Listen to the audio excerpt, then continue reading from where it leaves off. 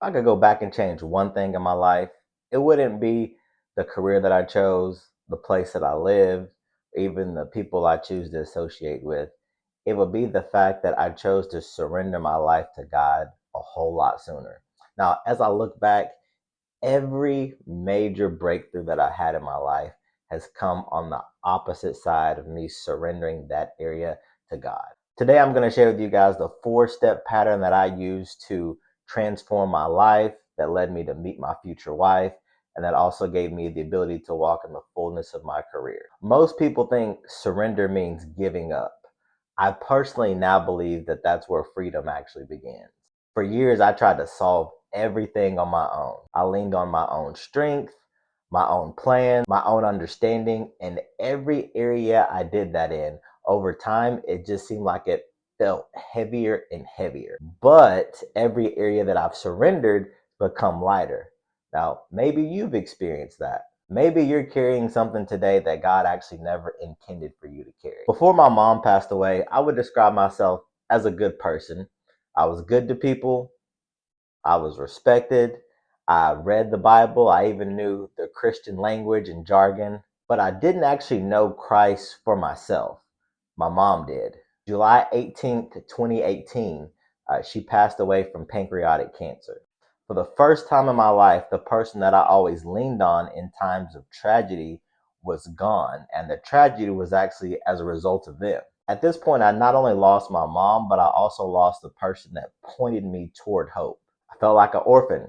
And at that point, I had a couple decisions to make. First, I decided that I would not be the victim no matter what, simply because that's not something that she would approve of or stand for. She wasn't impressed with average thinking or average acting or ways of being because she knew that I was more capable. One day it hit me. I would never hear a well done, good job, son from her. But I made a commitment, and that commitment was to become the type of man that others around me would look at me and say, dang, Adam, your mom would be proud of you.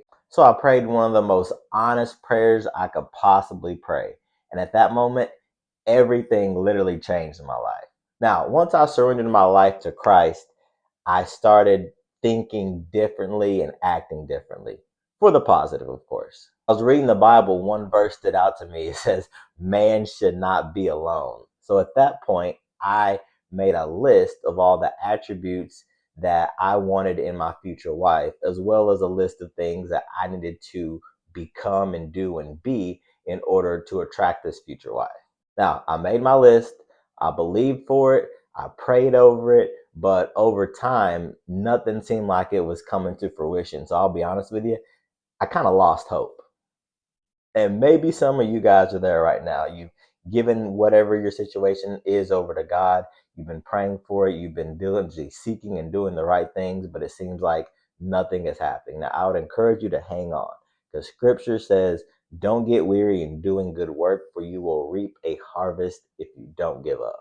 4 years later, after I made this list and been praying over it and seeking, I get invited to church by a student worker of mine.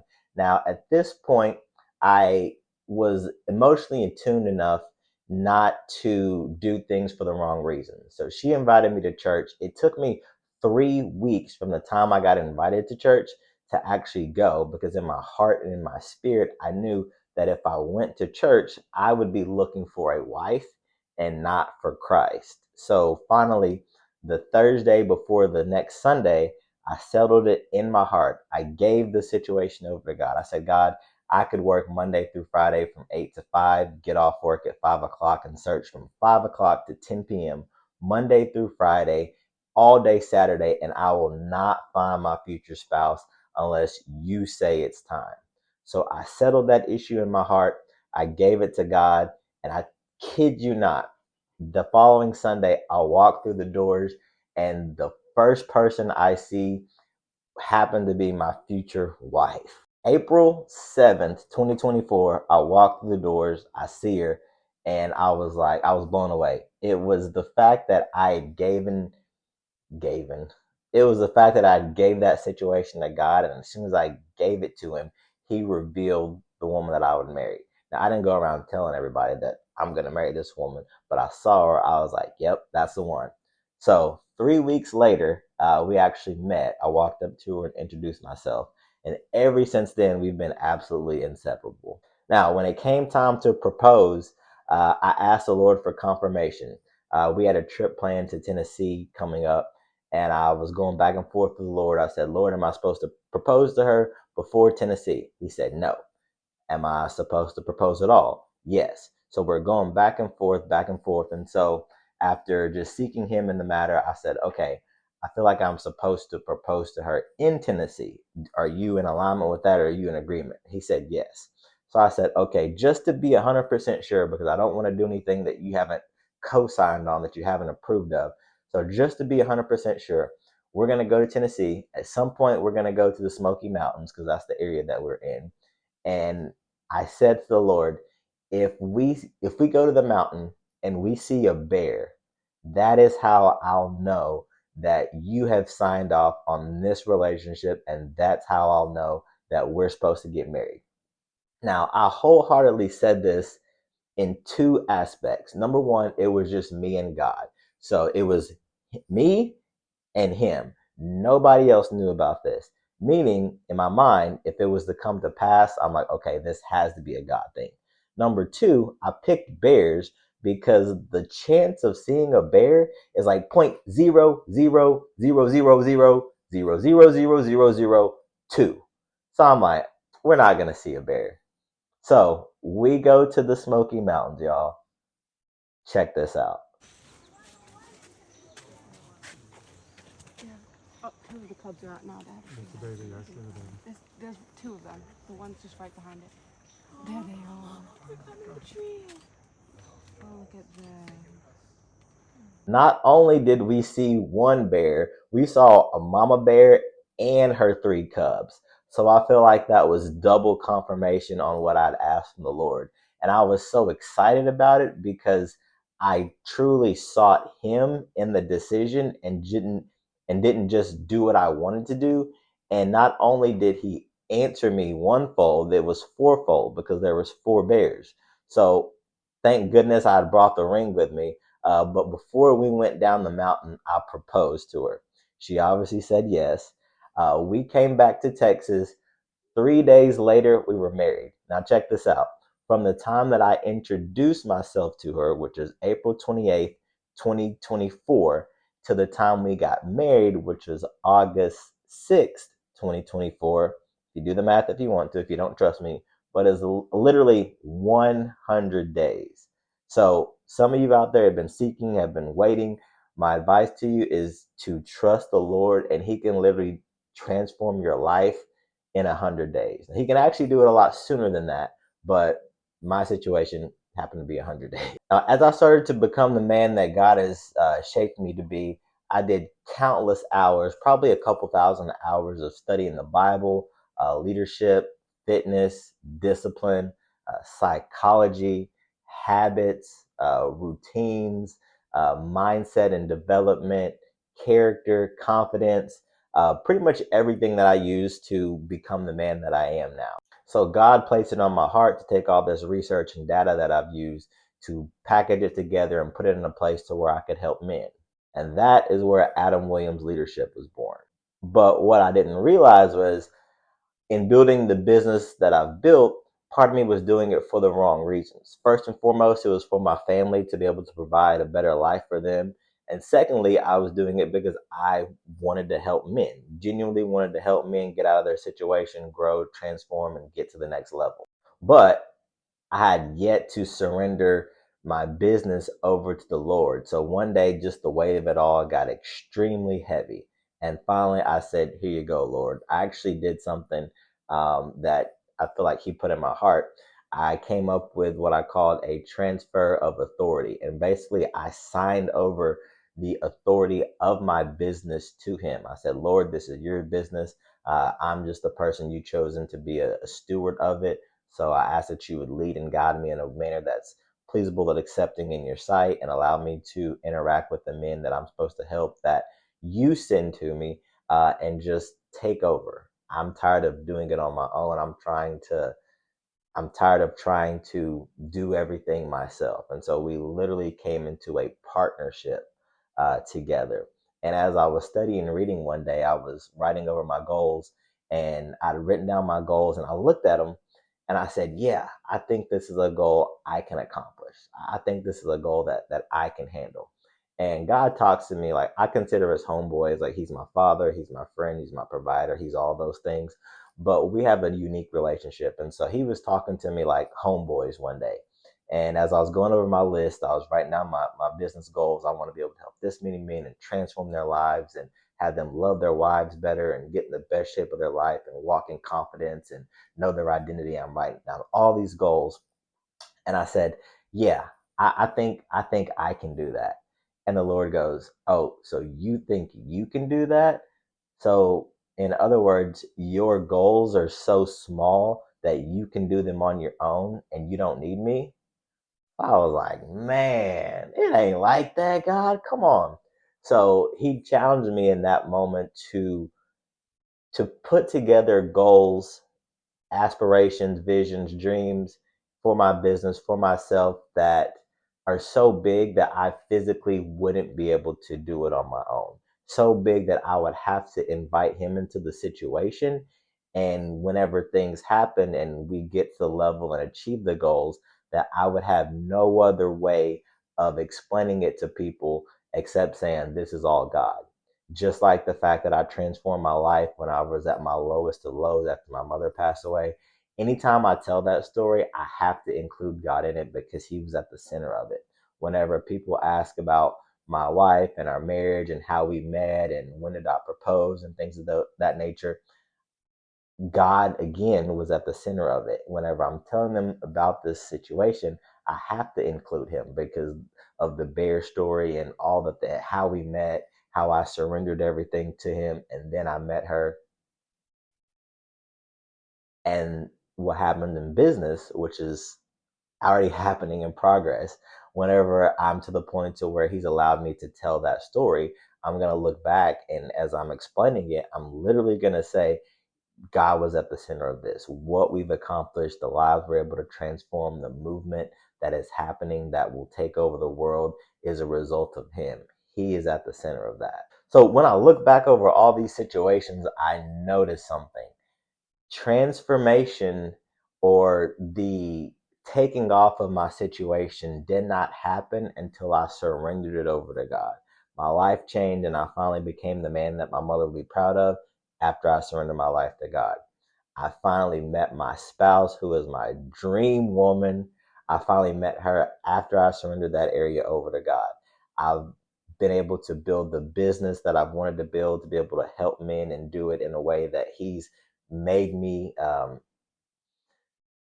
not made me, but do it in a way that is natural to me, that feels right to me, that uses my authentic gifts and abilities that he's put inside of me, things that I'm good at. I wasn't able to build that business that I've been dreaming of until I surrendered over to him. In every single one of those situations, he walked me through a 4-step process, which I call the 4 C's of completion. And so that's what I'm going to share with you right now. So the first C is Christ. When I look back over all the significant situations and life experiences in my life, whenever I started to see true change and things started to take off, it only came after I surrendered that area to him. Like in my heart, I gave it over to him, which relieved myself of the burden of trying to figure it out. I partnered with him, and then that is when things took off. I experienced peace after I surrendered my life to God and was able to become the man that my mother would be proud of. I experienced peace when I surrendered my relationship status over and eventually met the woman of my dreams. And I experienced peace when I surrendered over to Christ, my business, and things just started to start clicking and formulating in a way that I could never dream of. So that's the first C. There is no completion of anything without Christ. I was actually listening to an interview with Tom Brady, who won 7 Super Bowls and had a beautiful wife and a beautiful family and made millions of dollars. And he said, there's something missing. There's something missing. I won Super Bowl after Super Bowl after Super Bowl, and I thought that I would feel complete. I would feel fulfilled. And he was like, there's got to be something more to this. Mr. Tom Brady, this is Adam Williams from Adam Williams Leadership. You didn't feel fulfilled because you didn't have Christ.